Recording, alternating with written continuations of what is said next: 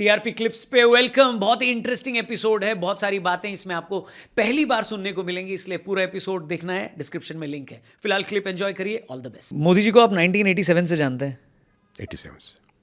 उस टाइम जब आप उनको मिले या उनका काम करने का आपने तरीका देखा और उसके आगे के सालों में भी आपको लगा था ये भारत जैसी कंट्री को लीड कर सकते हैं? हाँ बिल्कुल, उनका सीएम बनने के बाद में तो लगा मुझे बिल्कुल। ओके।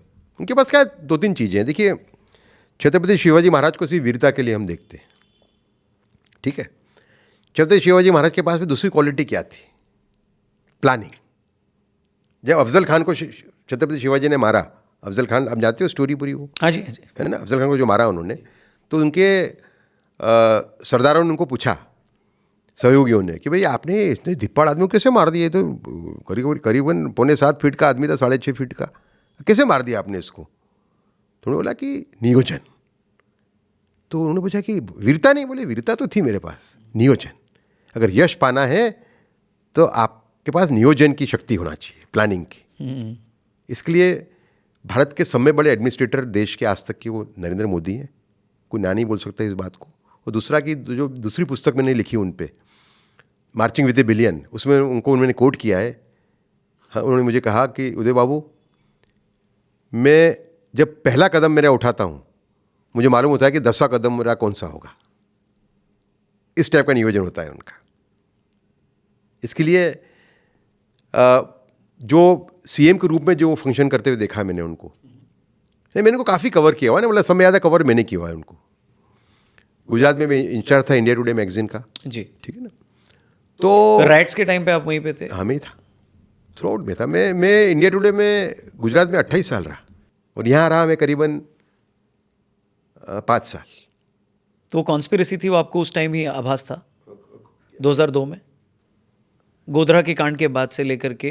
कॉन्स्पिरेसी थी ना। जो लोग गोधरा कांड जो हुआ उसके अंदर वो ये चाह रहे थे कि गोधरा कांड लोग भूल जाए, मतलब जहाँ मुसलमानों ने हिंदुओं को मारा वो भूल जाए, और हिंदुओं ने जो बदला लिया है उसको ना भूले।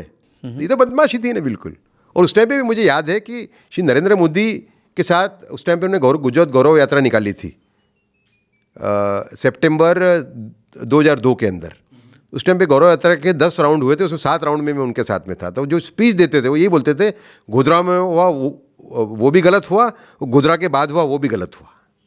तो सही बात तो नरेंद्र मोदी बोल रहे थे भाई।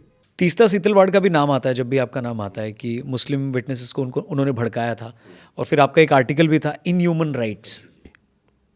तो आपको लगता है ये प्लानिंग क्यों एक व्यक्ति के खिलाफ इतनी ज़्यादा हुई?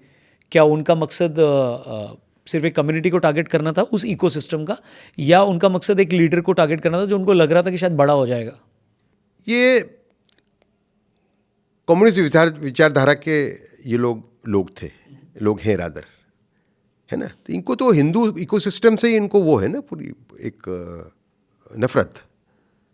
उस टाइम पे हिंदू इकोसिस्टम के जो वो थे सिंबल, वो नरेंद्र मोदी थे। तो उन्होंने ट्विटर्स इनको विटनेसेस को खूब इन्होंने भाई साइक्लोस्टाइल फॉर्म ही लेके जाते थे मुस्लिम विक्टिम्स के पास ही लोग जाके रिफ्यूजी कैंप में वो लिखवाते थे कि इस नेता का नाम लिखो, इसका लिखो। वो तो बहुत बड़ी कॉन्स्पिरेसी थी, आज़ाद भारत के समय बड़ी कॉन्स्पिरेसी थी वो, कोई एक व्यक्ति को फिक्स करने के लिए।